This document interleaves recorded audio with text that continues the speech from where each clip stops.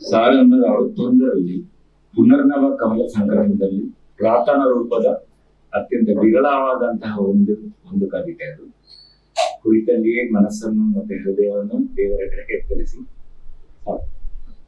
ಓ ಸನ್ಮಯ ನಿನ್ನಯ ದಯ ಹೊನ್ನಿನ ಹೊಳಹಿನಲಿ ಅಂಗಾಂಗಡಿ ಕಂಗೊಳಿಸಿತು ಮಂಗಳ ಲೇಪದಲ್ಲಿ.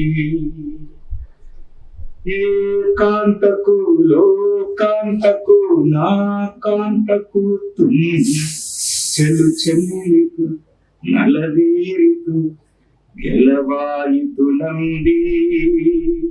ಓ ಸನ್ಮಯ ನಿನ್ನಯ ದಯ ನಿಶೆಯಲಿ ಶಶಿ ಶಿಲೆಯಲಿ ಪಂಕದಿ ಪಂಕಜವು ತೊಗರಲು ದಿನ ಮಾಂಸದ ಮೈ ಅಂತರ ಚಿಂತನವು. ಕತ್ತಲೆಯಲ್ಲಿ ಮಿಂಚಿದುದೆಲೆ ಬದಿದ ಕೊಳ ತುಳುಕೆ ಕರುಣಾಮಯ ಕಿರಣದೊಳಿ ಹರಣಕ್ಕೆ ಹೆಗ್ಗಳಿಕೆ.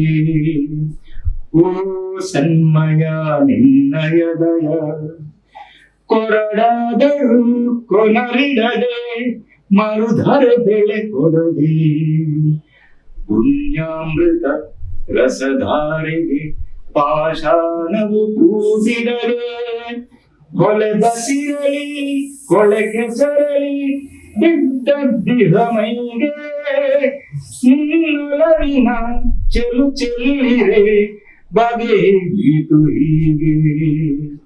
ಓ ಸನ್ಮಯ ನಿನ್ನಯ ದಯ ಓ ಸನ್ಮಯ ನಿನ್ನಯ ದಯ.